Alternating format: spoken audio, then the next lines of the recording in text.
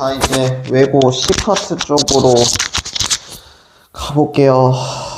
이제 마지막이고, 지금 피곤해. 그래서 빨리빨리 쓱 하고, 이제 할 건데, C파트가 우리 이제 저번 시험 누적이었기 때문에 박정이야. 그래서 A랑 B 같은 경우는 이제 누적된 범위를 뺐는데 C파트는 누적된 범위 없이 그냥 가도록 할게요. 그래서 일단 박정희 정권 시기 때문에 박정희가 61년 5월 16일 날 군사 쿠데타를 일으켜서 정권을 잡게 됐었지. 이게 5.16 군사 정변이었었던 거야. 근데 이렇게 있었던 박정희가 당시에 이 군사 쿠데타를 마치고 나서 시민들이 의심을 할 거란 말이야. 이거는 군사 독재고 쿠데타다 라고 이야기를 하니 이 5.16 군사정변을 일으켰었던 박정희가 혁명 공약을 내세웠지. 그래서 이 혁명 공약을 바탕으로 반공을 제1의 국시로 삼고, 그리고 나서 적당한 시기 때 적당한 정치인한테 정권을 이양하겠다라고 이야기를 했었던 거야. 그랬는데 여기서 이 혁명 공약을 발표했었던 박정희가 이제 두 가지의 단체를 세우게 됐었어. 그게 첫 번째로 국가재건 최고회의였었지. 그래서 이 국가재건 최고회의를 통해서 자신의 이런 독재를 정당화하려고 했었고, 또한 기관 하나를 더 만들었는데 이게 중앙정보부였어. 그래서 이 중앙정보부를 만들고 나서 자신의 체제를 완성하기 위해서 당 하나를 만드는데, 그게 바로 62년도에 만들었었던 민주공화당이었던 거야. 그래서 이 민주공화당까지 만들었었던 국민들이 박정희를 의심했지만, 박정희는 이 민주공화당을 만들 당시만 하더라도 아니라고 얘기를 했지. 그럼에도 불구하고 이제 62년도에 이 민주공화당의 대통령 후보로 나와서 박정희가 이제 대통령 선거에서 당시에 윤보선이랑 붙게 됐었는데, 민주당의 윤보선이랑 박정희랑 붙게 됐었고, 이 박정희가 승리를 거두게 되면서 박정희가 이제 대통령이 됐었다라고 이야기를 했어. 그래서 이 박정희는 자신의 이러한 군사 독재를 정당화하고 시민들한테 자기네 경제 개발을 위해서 이렇게 있어요 라고 이야기를 했던 거야. 근데 이러한 경제 개발을 하려면은 돈이 필요하네. 그래서 이 돈과 관련된 두 가지의 사건이 나오게 됐었어. 첫 번째로 당시에 이 박정희 군사 쿠데타를 옹호했었던 미국은 이 옹호하는 조건이 박정희가 일본이랑 이제 화해하고 협력하기를 바랬었던 거야. 그래서 62년도에 당시에 한일 협정을, 한일 비밀 회담을 나누게 됐었는데, 이 회담에서 당시에 우리나라 같은 경우는 김종필이 나서게 됐었고, 이제 일본 같은 경우는 오이라가 비밀리에 만나서 회담을 거뒀었지. 그래서 이 둘이 만나가지고 이제 합의를 하게 됐었는데, 당시 합의 내용이 일본이 무상으로 3억을 빌려줬고, 그리고 유상으로는 2억 달러를 빌려줬어. 여기서 플러스적으로 상업으로도 1억 달러를 빌려줬었던 거야. 그래서 총 6억 달러를 빌려줬는데, 이 6억 달러 자체가 당시 일본이 우리나라를 식민 지배한 거에 대해서 사과금, 배상금이 아니라 독립축하금의 명목으로 줬었던 거야. 그래서 이러한 사실이 국민들한테 전달되게 되면서 64년도에 6월 3일날 6.3 시위, 한일 시위가 일어나게 됐었고, 이때 당시에 국민들이 외쳤지. 이제 친일 정권 반대하고, 그리고 회담을 반대한다 라고 이야기를 했었던 거야. 그래서 이거 자체가 굴욕적 외교라고 이야기를 했었지. 그러니 박정희는 이거를 탄압을 하고자 사건 하나를 조작을 하게 됐는데, 그게 바로 그 사건이 제1차 인혁당 사건이었던 거야. 그래서 제1차 인혁당 사건을 바탕으로 이들을 탄압했었고, 그리고 이들을 탄압했을 당시에 계엄을 내렸었지.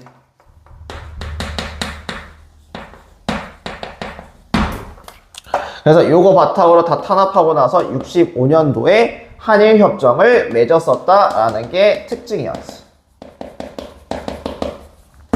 됐지. 그리고 나서 64년도에는 이제 미국의 요청으로 베트남 지역에 파병을 보내게 됐었어. 그리고 이러한 파병을 바탕으로 66년도에 미국이 한 번 더 파병을 요청하게 되니 그러면은 우리와 약속 하나만 해줘 라고 해서 맺었었던 각서가 브라운 각서였던 거야. 그래서 이 브라운 각서 내용에 따르면은 이제 한국이 미국에 이제 파병을 해줄 시에 이제 차관을 제공하는 경제적 차관을 제공을 해주고 이제 그리고 나서 현대식으로 군대를 조직을 해주겠다라고 이야기를 했었지. 장비 다 지원해줄게 라고 하면서 요 브라운 각서를 맺었었던 거야. 그래서 이 베트남 파병의 결과 이제 긍정적인 방향으로서는 이때 우리나라 기업이 진출하면서 베트남 특수를 누릴 수 있게 되었고, 그리고 부정적인 면으로는 당시 미국이 베트남의 이런 수풀 지역을 이제 다 없애버리고자 고엽제를 뿌렸는데 이 고엽제 피해를 입은 사람들이 있었고, 그리고 라이따이한 문제가 있었지.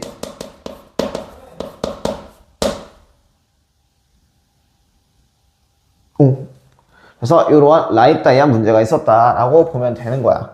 그래서 이런 거 바탕으로 이제 박정희가 이제 한 번 더 대선에 나오게 돼서 이 대선에서 승리를 거두게 되면서 이제 박정희가 한 번 더 중임에 성공을 하게 됐었다라고 보면 되는 거지.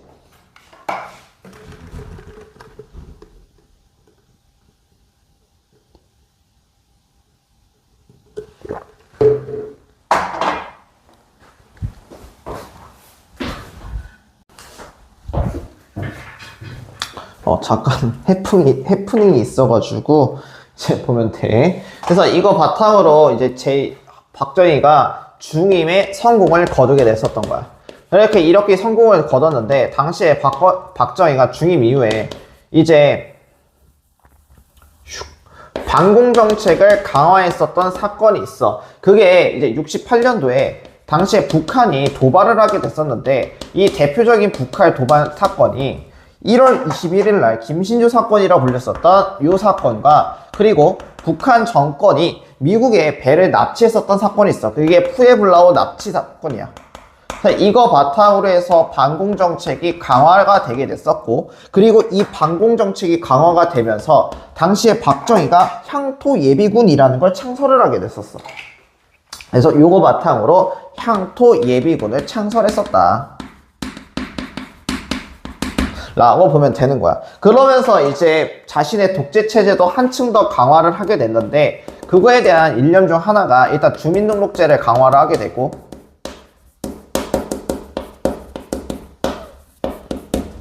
그리고 플러스적으로 이때 이제 국민교육헌장이라는 걸 발표하게 되면서 오히려 제국주의와 같은 내용의 교육이 담겨져 있었던 게 국민교육헌장이다 라고 보면 되는 거지. 그래서 이런 식으로 이제 국민 통제를 좀 더 하게 돼. 그래서 요거 바탕으로 해서 자기가 지금 이렇게 너무 잘 나왔으니까 한 번 더 하고 싶었던 거야. 근데 이미 중임이 성공했었던 박정희이기 때문에 헌법상 이제 3번까지 못 하는 거지. 그래서 이걸 하고 싶어서 당시에 여대야소 정권이었기 때문에 69년도에 삼선 개헌을 단행을 하게 돼. 그리고 이 삼선 개헌이 성공을 거두게 됐었던 거야. 그래서 이 삼선 개헌 자체는 되게 우스꽝스럽게 했었어. 일단은 여대야소 정권이었기 때문에 박정희가 삼선 개헌을 했을 때 야당 의원들은 이거를 국회에 못 들어가게 하는 그런 거밖에 없었단 말이야. 그래서 이들이 낮에 이제 앞에서 농성을 펼쳤는데, 이때 여당의 민주공화당 의원들이 밤에 몰래 잔입을 해서 이거를 가결을 시켜버린 거야.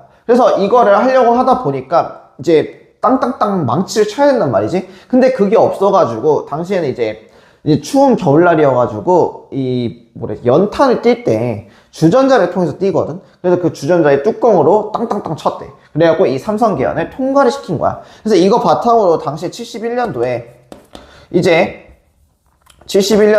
김대중이랑 붙게 되는데, 간신히 이때 박정희가 당선이 되게 됐었던 거야. 즉 박정희도 삼선은 성공했는데 불안했던 거야. 근데 이런 불안한 와중 속에 72년도에 국제 정세와 그리고 박정희의 이러한 정부의 정치 체제가 방향성이 바뀌게 돼. 그 중 하나가 72년도랬다. 69년도에 닉슨 독트린이라는 게 발표가 되게 돼. 닉슨이 이제 냉전 체제를 완화하겠다. 그러면서 베트남의 베트남 전쟁을 그만두겠다라고 얘기했었던 거야. 냉전 체제 반공을 통해서 정권을 유지했었던 박정희 입장에서 불안한 거야. 그러니 이러한 시민들도 당시 경제가 조금 힘들고 있었고, 그러다 보니까 안 되겠다. 이러한 상황을 타개하고자 박정희가 카드 하나를 쓰게 되는데, 그게 바로 72년도에 있었던 7.4 남북 공동성명이야. 이거 바탕으로 사람들은 처음에는 계속해서 방공을 외쳤지만, 그 안 속에는 자신이 헤어졌었던 이산가족을 만나고 싶은 그런 열망이 있었던 거야. 그걸 이제 박정희가 이용해서 72년도에 7.4 남북 공동성명을 발표를 하게 됐었던 거지.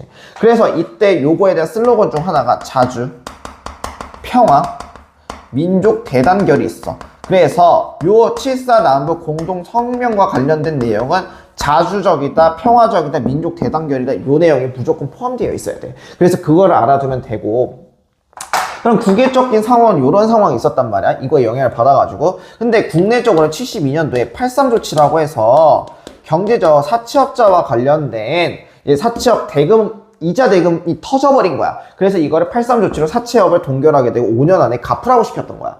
그러니 이제 기존 상환기간에서 정부가 마음대로 시장에 개입을 해서 이거를 5년 동안 상환기간 늘려버린 거지. 즉 이렇게 정부가 개입하게 되니 이제 기업 입장에 좋잖아. 자신들이 예를 들어 1년 안에 갚아야 되면 5년을 늘려준 거잖아. 심지어 이자도 동결하고 없애버렸었어. 이때 정부가. 그러니까 너무 고마운 거야. 그래서 이걸 계기로 정경유착이 심해지게 됐었던 거지. 이런 상황 속에서 국민들은 박정희 정부의 이런 경제정책에 신뢰성이 떨어지는 거야. 그리고 박정희는 계속해서 자신의 독재체제를 이어나가고 싶었었던 거지. 그래서 이런 것들을 유지하고자 72년 10월 달에 당시의 유신체제, 유신헌법을 발표를 하게 돼.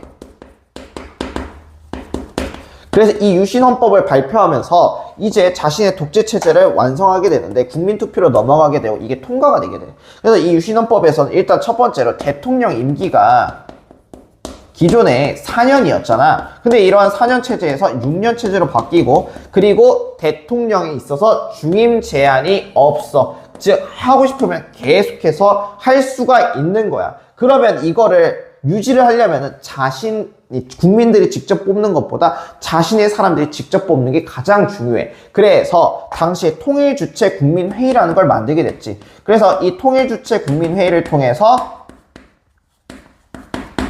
국민들이 직접 대통령을 뽑는 게 아니라 여기에서 있는 대의원들이 간선제를 통해서 뽑게 되는 그런 걸 보게 된 거야. 그러면은 이 대의원들을 자신이 임명한 사람들이 돼야 되잖아. 그래서 유신정우회라는 걸 조직을 해서 이 유신정우회가 국회의원 3분의 1, 즉 이 유신정우회에 있는 사람들한테 대통령이 직접 3분의 1 국회의원 임명권을 갖고 있었던 거야. 거기다가 국회 해상권이라든가 아니면 긴급조치권이라든가 아니면은 법관 임명권을 대통령이 갖고 있는 거지. 그래서 마지막으로 이제 국회의원 해상권, 그리고 헌법을 초월했었던 긴급조치권, 그리고 마지막으로 법관 임명권을 대통령이 갖게 되면 상권 분립도 완전히 와해가 되는 그런 걸 보여주게 됐었던 거지. 그럼 자연스럽게 당시 사람들이 이거에 대해 반대하는 운동을 펼치겠지. 그래서 73년도에 이거를 반대했었던 김대중이 있었는데, 이 김대중을 당시 중앙정부가 납치한 거야. 그래서 김대중 납치 사건이 있었던 거지. 그래서 이거를 미국에 있었던 CIA가 풀어줘라 해서 김대중이 129일 만에 여기서 풀려나가게 됐었던 거야. 그리고 이것과 제외하고도 75년도에는 당시에 이제 장준하 선생과 백기환 선생을 중심으로 해서 개헌청원 100만인 서명운동이 나오게 돼. 그래서 이 개헌청원 100만인 서명운동을 장준하 선생과 백기환 선생이 하게 됐었고, 이거에 힘입어서 76년도에는 3.1민주 구국선언이 나오게 돼. 그래서 이 3.1민주 구국선언이 나오고, 이 3.1민주 구국선언 같은 경우는 당시에 명동성당에서 벌어지게 됐었어. 그러니 박정희는 이거를 탄압하고자 계엄을 내리고, 이거와 관련된 계엄을 통해서 사건들을 조작하게 되는데, 그게 바로 민주청소년학생연합회 사건이었었던 민청학력 사건과 그리고 이들은 한 번 더 인민혁명당을 제거하려는 세력이다 라고 해서 제2차 인혁당 사건인 거야. 긴급조치를 발휘해서 계엄을 하고 그리고 이 제2차 인혁당 사건을 하게 됐었던 거지. 됐어. 그러면서 이런 식으로 반대 투쟁이 있고 이거를 박정희가 탄압을 하기 시작했었던 거야. 그랬는데 이러한 유신 체제가 붕괴됐었던 사건들이 있어. 일단 첫 번째로 당시에 미안 지금 말이 막혀가지고 78년도에 일단 제2차 석유파동이 나오게 돼. 근데 2차 석유파동으로 우리나라 경제가 힘들어지게 되니까 경제 대통령으로 유지가 됐었던 박정희 입지가 흔들리게 돼. 그리고 79년도에는 YH 무역 사건이라고 해서 여기서 일하고 있었던 노동자가 죽었던 사건이 있고 여기서 이들이 신민당 앞에서 농성을 펼치게 돼. 근데 이걸 여당과 그리고 대통령 중앙정보부에서 탄압을 하게 되니까 이거를 당시 여당의 총재였었던 김영삼이 비판을 하게 돼. 근데 이러한 비판했었던 김영삼을 제명을 시켜버리는 거야. 김영삼을 국회의원 측에서 제명을 시켜버리네. 그러니 요 김영삼 국회의원 측에서 제명한 사건을 바탕으로 해서 일어났었던 게 당시에 김영삼의 정치적 근거였었던 부산과 마산이야. 그래서 부산대학교에 시작해서 부마 민주항쟁이 나오게 됐었던 거지. 이런 부마 민주항쟁으로 유신체제가 흔들릴 당시에도 이제 박정희 내부에서 이제 분열이 일어나고 갈등이 일어나게 된 거야. 그래서 그 갈등을 바탕으로 79년 10월 26일 날 당시 중앙정보부였었던 중앙정보부장이었었던 김재규가 박정희를 삼살하고 사살했던 사건이 있어. 요거를 10.26 사건인 거야. 그래서 박정희가 이때 죽게 돼. 그래서 국민들은 이 사건 이후에 군부 독재 정권이 무너지게 되고 그리고 민주주의 정권이 나오겠구나 라고 생각을 했었어. 그런데 문제가 하나 생기지. 그게 79년 12월 12일 날 당시에 군대 내 사조직을 이끌고 있었던 군대 사조직 하나회를 이끌고 있었던 전두환을 필두로 해서 신군부 세력이 나오게 됐었어. 이들은 당시에 박정희가 죽고 나서 통일주체국민회의에서 당시 국무총리였었던 최규하를 대통령으로 선출을 했었어.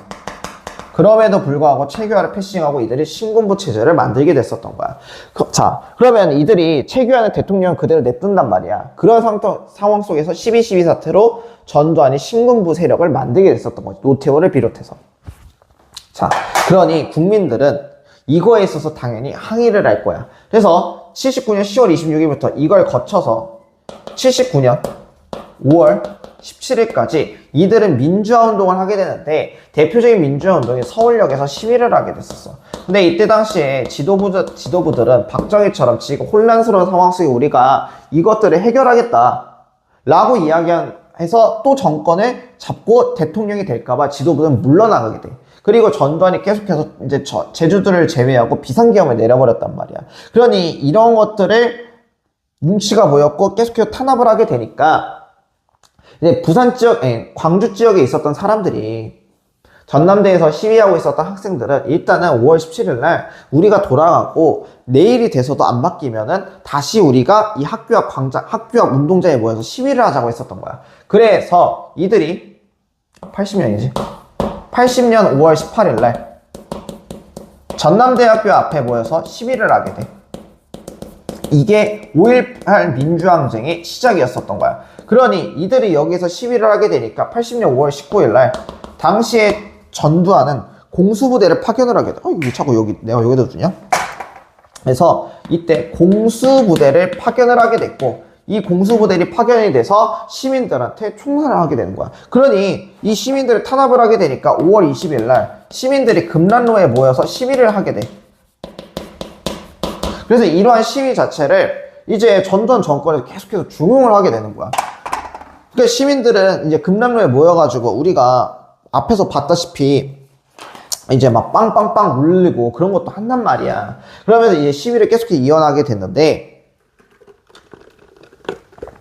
그러니까 이 공수부대들이 그 다음날 시민들한테 발표를 하게 되는 거야. 근데 시민들은 그래도 우리는 괜찮은 사람들이니까 5월 23일 날 시민수습대책위원회를 하게 되고 시민수습 벌기대회를 열어가지고 신사적으로 대응을 하려고 했어. 그럼에도 이 계엄군이 계속해서 시민들을 총을 쏘고 하다 보니까 시민군이 조직이 됐었던 거야. 그러다 보니까 5월 25일 날 정부는 광주를 완전히 봉쇄해버리고 전남도청에 사람들이 시민군이 모여가지고 대응을 하게 됐는데, 이렇게 대응했었던 시민군은 5월 27일 날 전남도청에서 총살을 날리고 탱크를 하게 되면서 전남도청이 장악이 되게 된 거야. 그래서 이 전남도청이 장악이 되면서 시민군들이 체포가 되게 됐었고 5.18 민주항쟁이 끝나게 됐었던 거지. 그럼에도 불구하고 이 5.18 민주항쟁 의의를 보면은 우리 시민군이 끝까지 저항을 하였고, 그리고 이러한 5.18 민주화 운동은 이제 세계 유네스코 기록유산으로 남게 됐었던 거야. 됐지? 그래서 이렇게 이제 보면 된다라고 보면 될 것 같고, 자, 그러면은 이러한 전두환은 정확히 말하면 이때는 대통령 최고였어. 그래서 이제 자기가 이제 본격적으로 대통령이 되고 싶었던 거야. 그래서 5월 30일 날 이 빌드업을 하기 시작해. 80년 5월 30일 날 국보위를 구성을 하게 돼. 그래서 이렇게 국보위를 구성을 하게 되고, 당시에 박정희가 했던 것처럼 박정희가 대통령이 되고 나서 군부정치의 장점은 뭐냐면은 깡패들 있잖아. 그래서 어떤 부정 축제자들이라든가 아니면 깡패들이라든가 폭력배라든가 요런 애들을 이제 다 탄압하고 그랬었어. 이거를 보여주고자 이때 삼청교육대를 운영을 하게 되는데, 이거는 어떤 느낌이냐면은 억울한 사람들도 다 잡혀갔었던 게 삼청교육대였던 거야. 그래서 삼청교육대를 통해서 공포 분위기를 조성을 하게 됐었고, 이걸 바탕으로 통일주체 국민회의에서 최규하를 물러나게 만든 다음에 자신이 직접 대통령이 되게 돼. 그래서 80년도에 통일주체 국민회의를 통해서 전두환이 11대 대통령으로 오게 됐던 거야. 자, 그러면 이 11대 대통령 전두환은 통일주체 국민회의에서 간접적으로 된 사람이지. 근데 시민들이 항의하는 거야. 야, 유신체제 끝내준다며. 너희가 이제 유신체제 다시 종료시켜준다며. 그래서 전두환 유신헌법을 없애버려 하고 새롭게 개헌을 하게 돼. 이 개헌을 바탕으로 해서 당시에 대통령 7년 단임제인데, 대통령 7년 단임이자 국민들이 직접 뽑지 않는 간선제의 형식이었던 거야. 그래서 이 대통령 7년 단임 간선제를 바탕으로 통일주체 국민이 이제 없어졌지. 새로운 헌법 개헌에 따라서 다시 한 번 더 투표를 통해서 81년도에 전두환이 12대 대통령으로 오게 돼. 그래서 전두환이 대통령이 됐었던 거야. 됐지? 자, 그래서 이렇게 이제 전두환이 대통령이 됐어. 전두환이 대통령이 되고 나서 이제 국민들의 이제 마음을 사로잡아야 될 거란 말이야. 그래서 전두환은 유화 정책을 실시를 하게 돼. 대표적인 유화 정책이 첫 번째로 해외여행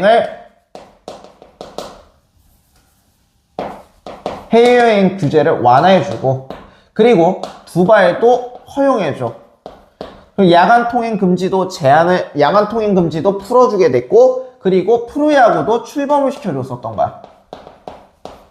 이걸로 국민들의 시선을 돌리고 싶었었던 거지. 근데 이렇게 국민들의 시선을 돌리면서도 강압정책이고 억압정책을 실시를 하게 돼. 일단 대표적으로 민주화운동을 되게 많이 탄압을 했었어. 민주화운동 탄압하고, 그리고 이때 언론 자체도 탄압했었는데, 대표적인 게 보도지침이란 걸 내려. 니네 앞으로 내가 이렇게 내린 대로 해야 돼 라고 이야기를 하는 거야. 그래서 이 보도지침을 바탕으로 해서 나왔었던 게 부천경찰서 성고문 사건이었었지.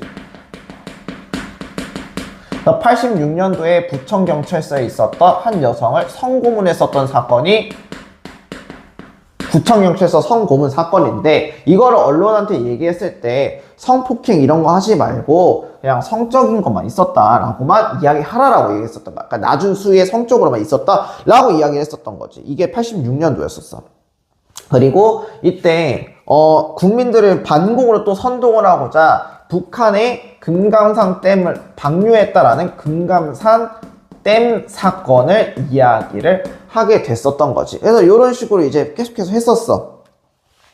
그러다가 이제 이거에 있어서 저항하는 운동이 벌어지게 돼. 저항 운동도 당연히 나오게 되는데, 일단 민주화 추진 협의회라는 게 있어. 이 민주화 추진 협의회에서 협의회를 통해서 당시에 김대중과 그리고 김영삼이 합당을 하게 돼. 이제 손을 잡아. 그러면서 나온 게 신한민주당이야. 그래서 이 신한민주당이 1985년도에 있었던 총선에서 승리를 거두게 됐었던 거지. 그래서 이 신한민주당을 필두로 해서 민주화 추진 협의회가 나오게 됐었고, 그래서 이때 제1야당이 돼. 그리고 이들은 직선제 개헌을 요구했었어.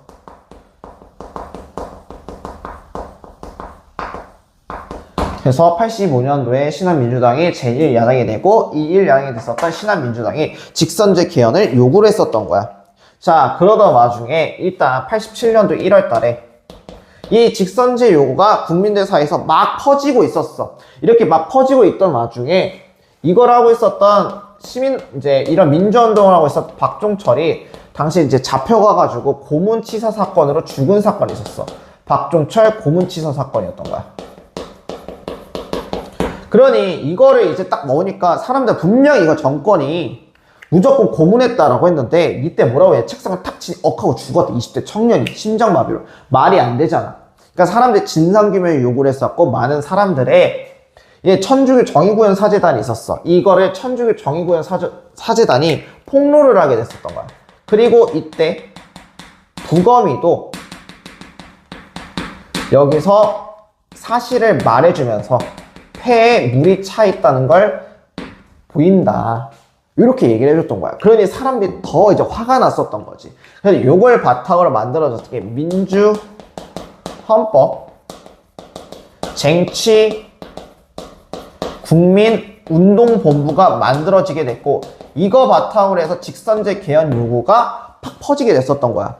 그러다가 87년도 4월 13일 날 정부에서 직선제 개헌에 관련된 발표 하나를 하겠대. 그러니까 사람들이 우리가 이렇게 진짜 열심히 민주화운동을 하니까 정부에서 이거 받아주겠다라고 했는데, 여기서 완전 반전을 때려버려. 전두환이 뭐라고 얘기했냐면은, 지금 우리 사회로 혼란스러운 이제 세력들이 있고, 그리고 내년에 88년도에 서울올림픽이 열리는데, 이 상황 속에서 헌법을 바꾸는 거는 말이 안 된다. 지금의 헌법을 수호하겠다 해서 사실상 호원 조치를 얘기하는 거야. 그러니까 이제 사람들이 거기서 더 충격받아가지고, 이거 이후로 구호가 뭐라고 바뀌냐? 호원철폐 독재타도로 바뀌게 돼.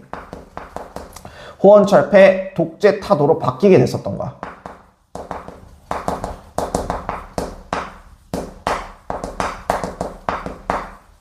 됐지? 자, 그러면서 이제 민주화운동이 막 일어나고 있는데, 이제 87년도 6월, 9월 달에 이 민주화운동을 하던 와중에 당시 연세대학생이었었던 이한열이 있었어. 이한열이 최루탄에 맞아서 사망한 사건이 있었던 거야. 그러니 이거를 민주헌법 쟁취국민운동본부에서는 열이 받았던 거야. 근데 같은 날 당시에 이제 여당이었었던 민주공화당에서 대통령 후보로 노태우를 임명을 한 거지. 그러니까 여기서 이제 민주헌법 운동본부가 범부라고 적어놨네.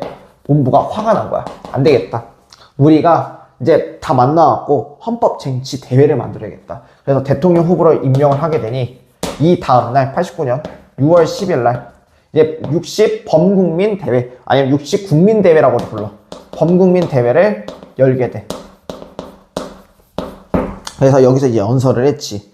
그래서 60 국민대회를 열고, 이거 바탕으로 우리는 지금의 헌법의 직선제 개헌을 요구한다 막 하면서 민주화운동이 쫙 하고 퍼진 거야. 자, 그러면서 이게 6월 민주항쟁이 완전히 불붙게 됐었고, 이거 바탕으로 해서 2일 이후에 넥타이 부대라든가 아니면 대학생들을 중심으로 이게 대학생과 이미 일반 시민들을 바탕으로 해서 쫙 퍼지게 됐었던 거지. 그러니까 이거에 대한 규모가 너무 커지게 되니까 결국엔 6월 29일 날 이때 정부가 얘기하네.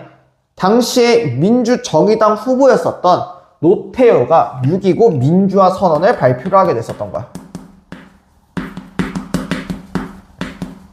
이 6.29 민주화 선언을 바탕으로 국민들이 원하니 직선제로 개헌하겠다라고 얘기했었고 88년도 2월달부터 있는 이제 대선부터는 직선제하고 그리고 대통령 5년 단임제로 하겠다라고 했었던 거야.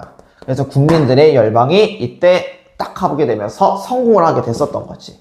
그래서 이거 바탕으로 해서 당시에 이제 13대 대통령 선거를 하게 돼.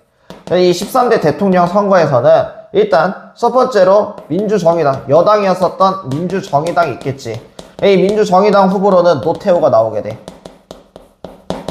됐어? 자, 그리고 나서 평화통일당이 있어. 평화민주당에는 아니다, 요거 말고 이렇게 적자. 통일민주당에는 김영삼이 대통령 후보로 나오게 되고, 그리고 신민주공화당이라고 있어.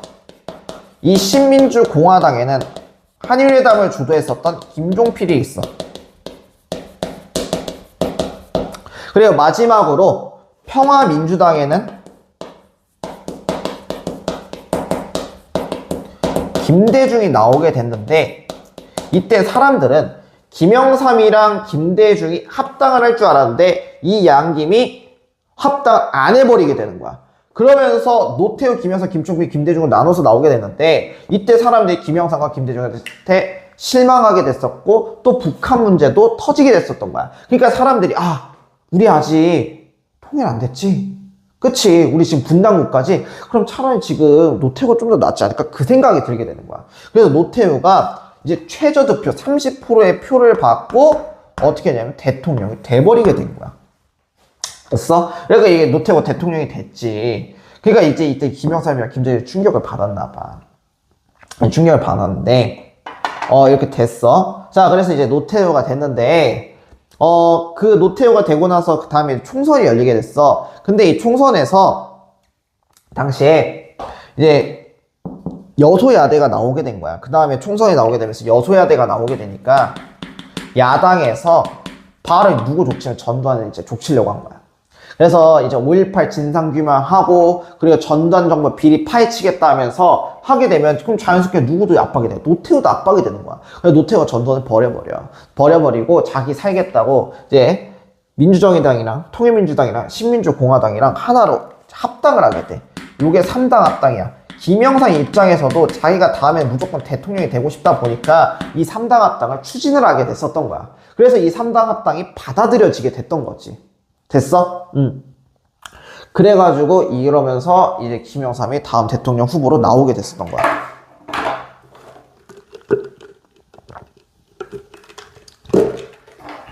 그래서 요거 바탕으로 뭐가 나오게 되면 신한민주당이란다. 요거 바탕으로 다음 이제 정권이 나오게 됐었던 거지. 잠깐만.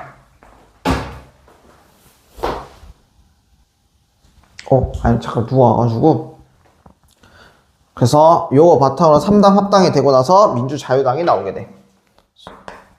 그래서 갑자기 여소야대 정권에서 뭘로 바뀌게 되면 여대야소로 바뀌게 되고, 이게 이제 보수 정권의 시작이다라고 보면 되는 거야. 자, 그래서 이렇게 대통령이 됐었던 노태우는 눈치가 겁나게 보여요. 노태우 정권 같은 경우는 주로 무슨 정책하게 되면 북방외교 정책하게 돼.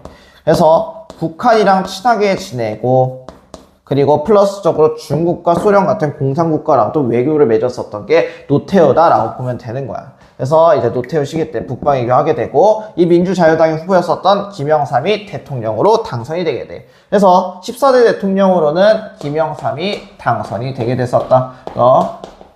이렇게 대통령이 됐었던 김영삼은 일단 대통령이 되자마자 금융실명제를 실시하게 돼.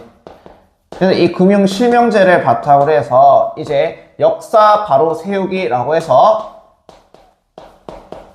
우리 역사 바로 세웁시다 라고 해서 역사 바로 세우기 운동으로 조선 총독부 건물을 폭파시켜버려요. 그리고 이제 하나회를 해체를 해버렸지. 그래서 요거 바탕으로 전두환이랑 노태우랑 같이 나락을 가게 됐었던 거야. 이렇게 하게 됐고, 그리고 가장 중요한 것 중 하나가 장면정부 시기 때 이후에 박정희, 전두환, 노태우 시기 때 실시되지 않았었던 지방자치제가 실시되게 되면서 지방 분권적이 이제 본격적으로 나오게 됐었던 거야. 그래서 요렇게 이제 명만 있었으면 좋았을 김영삼 정권 때 가장 힘들었었던 게 하나 나오게 돼. 그게 바로 97년도에 있었던 IMF 사건이야. 그래서 우리나라가 IMF에 돈을 빌리게 되면서 이러한 사태가 나오게 됐었고, 이거 바탕으로 해서 지지율을 잃었었던 김영삼의 당, 여당은 이제 대통령을 배출하지 못하고 15대 대통령으로 누가 당선이 되게 되냐면 김대중이 당선이 되게 돼. 그래서 이제 김영삼 정권 때는 이제 오랜만 이제 군부에서 민간인 정부가 나오게 됐었고, 김대중 같은 경우는 평화적인 여당에서 야당으로 교체됐었던 이제 선거였었다라고 보면 되는 거야. 그래서 김대중 같은 경우는 부실기업을 정리를 하게 됐고, 그거 바탕으로 해서 이제 여러 가지 정책을 하게 됐었는데, 이제 그 중에서 유명했었던 정책 중 하나가 일단은 김대중은 부실기업 정리해. 그리고 북한이랑 정상회담을 하게 되는데 이게 제1차 남북 정상회담이야.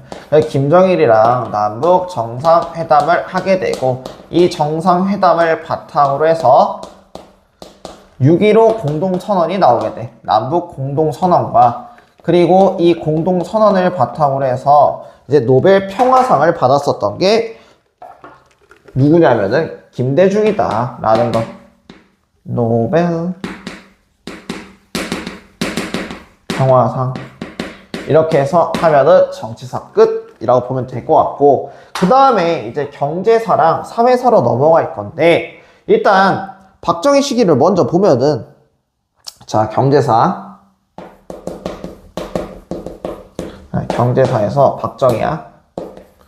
박정희 하면은 가장 유명했었던 게 뭐냐면은 경제개발 5개년 계획이지. 그래서 그 중에서 자, 1차랑 2차가 있어. 1차 같은 경우는 62년부터 66년까지고, 이때 박정희가 느꼈었던 거야. 아, 우리가 경제개발을 할 거면은 내수시장보다는 수출을 챙겨야겠고 해서 수출을 주도를 했었지.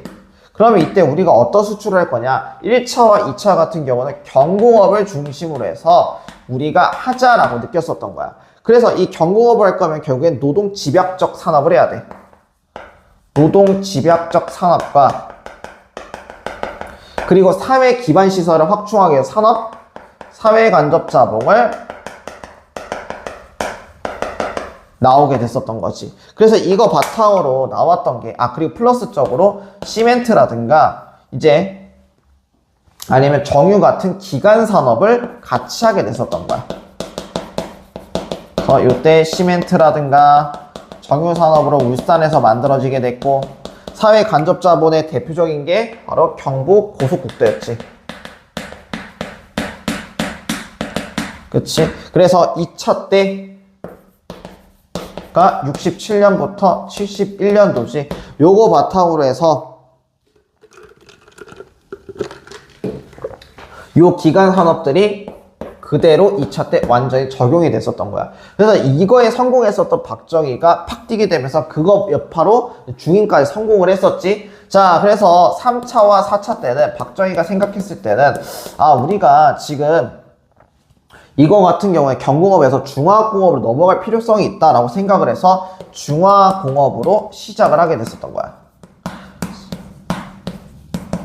그래서 이 중화공업에서 이제 성공을 거둬서 이거 바탕으로 등장했었던 게 포항 제철 공장이었지.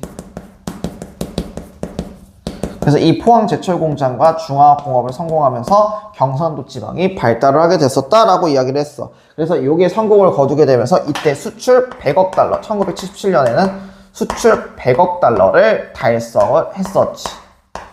근데 이렇게만 됐으면 좋았으려면 이게 안 좋은 점도 있었어. 이게 이제 힘들었었던 게 방금 얘기했었지. 72년도에 있었던 8.3 조치지. 그래서 사채 시장이 동결되게 됐었고, 그리고 73년에는 제1차 석유 파동이 있었어. 그래서 이 석유 파동으로 잠깐 경제가 휘청거렸지만은 이때 우리나라의 건설사들이 중동에 대거 진출하게 되면서 오히려 오일머니를 벌어들이게 되면서 이 위기를 넘어가게 돼. 하지만 이 78년도에 있었던 제2차 석유 파동에서는 이거를 극복을 하지 못하게 되면서 이때 휘청거렸고, 그리고 이 휘청거리게 되면서 79년에 있었던 이제 YH 무역 사건과 부마 민주항쟁 그리고 12.16 사태로 유신 체제는 막을 내렸었다라고 이야기를 했어. 됐지? 그 다음에 이제 도시 사건은 이제 빠른 도시 사건으로 도시화가 됐지만 그러면서 사람들이 많이 몰리게 되면서 도시 빈민촌이라든가 아니면 판자촌이 대거 형성이 되게 돼. 그러니까 박정희 입장에서는 정부 입장에서는 안 되겠다. 바로 대도시에 이제 주택을 공급해야겠구나라고 했는데 이 사람들을 공급을 하면서 판자촌과 이제 도시 빈민촌을 밀어버리겠다는 거야. 그래서 이 사람들 다 경기도 광주로 이동을 시켜버렸었던 거지. 그래서 이게 대표적인 사건이 경기도 광주 대단지 사건이고 이거는 71년도에 있었던 사건이야. 1971년도에 있었던 사건이다 라고 보면 돼. 자, 그리고 이제 농촌 운동도 나오게 되는데 이러한 급작스러운 경제개발로 도시와 이제 농촌 간의 빈부격차가 심해지게 됐었고 그리고 당시에 정부 입장에선 저임금과 그리고 저고가를 유지를 했었어. 그래서 이러한 저임금 저고가 정책을 유지를 하게 되니까 어떻게 되냐면은 농민들이 힘든 거야. 그래서 이거 해주겠다고 70년도에 새마을 운동을 시켜서 농촌 계몽 운동을 하게 됐었지. 그래서 이러한 70년도에 새마을 운동을 바탕으로 해서 농촌 계몽 운동했지만 이거는 나중에 국민 정신 운동을 변질이 되겠고 유신 체제를 이제 기반으로 하는 운동으로 바뀌었었다라고 이야기를 했었어. 이게 농촌 계몽 운동으로 들어갔고 그리고 이 외에도 76년도에 있었던 한평 고구마 피해 사건이었던 거야. 이 한평 고구마에서 이제 농협이 이거를 해주겠다 했는데 안 하겠다고 했으니까 여기서 피해 보상이 나오게 됐고 피해가 나왔고 이 피해를 보상해달라는 운동이 나오게 돼. 이게 78년도까지도 이어졌었다라고 보면 되는 거지. 자, 그 다음에 노동운동으로 들어가서 이 노동운동 같은 경우는 당시에 최저임금과 그리고 근로기준법을 이제 중시해달라고 해서 평화시장에 있었던 노동자 전태일이 분신 자살했었던 사건이 있어. 이게 바로 70년도에 있었던 전태일 분신 자살 사건이었었지. 전태일 분신 자살 사건이다 라고 이야기를 했어. 자, 그 다음에 78년도에 있었던 동일 방직 사건이 있었고 그리고 앞에서 봤었던 79년도에 있었던 YH 무역 사건이 있었지. 요게 이제 대표적인 노동운동으로 들어갔었다. 이 YH 무역 사건을 이제 신민당 총재였었던 신민당이 당시에 야당 총재였었던 김영삼이 정부가 이거를 탄압을 하니까 비판했고 그때 제명당했었고 이거 바탕에 일어났었던 게 부마 민주항쟁이다 라고 이야기를 했었지. 그 다음에 이제 교육 같은 경우는 이제 당시에 중학교 무시험 추첨제가 있었고 뺑뺑이가 있었던 거야. 그리고 이때 고교 평준화를 실시를 했었지. 됐지? 그 다음에 이제 복지 같은 경우는 자, 60년도에 생활복지법이라는 게 나오게 돼.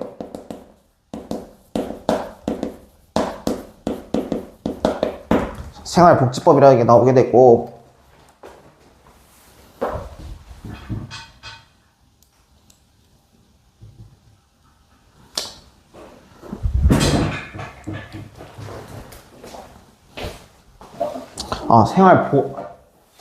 생활보험이 나오게 돼. 우씨.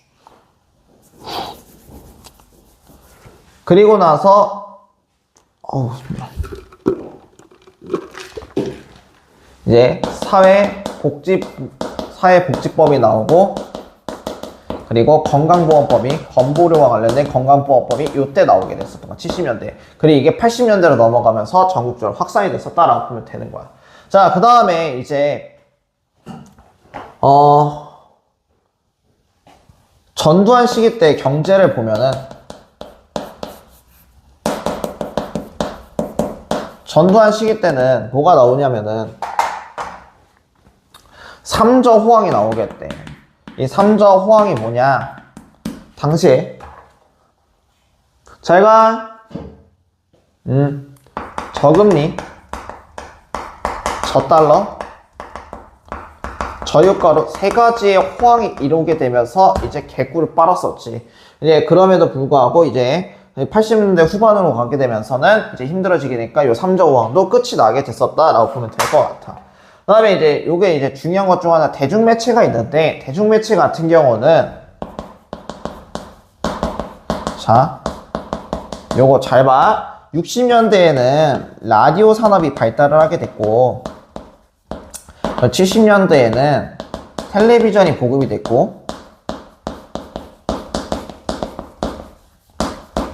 그리고 80년대 같은 경우는 당시에 컬러 텔레비전이 나오게 돼.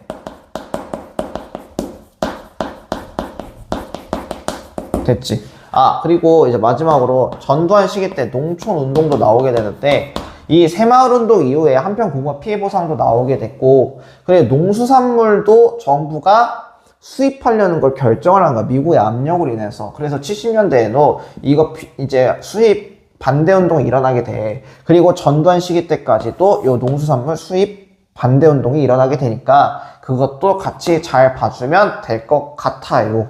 네. 그래서 주요하게 외워야 될 파트들은 이제 영상이 끝났어. 그래서 아마 이거 내가 두 개 연결해서 올려줄 거야. 왜냐면 지금 이제 영상을 찍다가 이제 학생 한 명이 이제 얘기를 해가지고 갑자기 쾅 해가지고 그랬었어. 그래서 C파트까지 다 찍어서 올렸고, 이제 너가 이제 끝까지 봤다는 걸 이제 인증을 내가 보라고 할 거야. 그러면은 그거를 C파트까지 지금 다 해올 거 아니야? 그렇지? 그럼 A파트 무조건 다 해오고, 이거 하고 나서 이제 너가 볼 게가 목요일날 볼지 토요일날 이후에 볼지 모르겠어. 잘하고, 이거 보다가 빼먹는 내용이 없을 거야. 거의 없을 거라고 생각을 하고, 웬만해서 나올 파트에서 다 했기 때문에, 그래서 보면서 궁금한 점 있으면은 질문을 하면 될 것 같아. 자꾸 내용을 앞에 가서 많이 미안하긴 하지만 이걸 조정해주는 사람이 지금 없어가지고. 아무튼 안녕.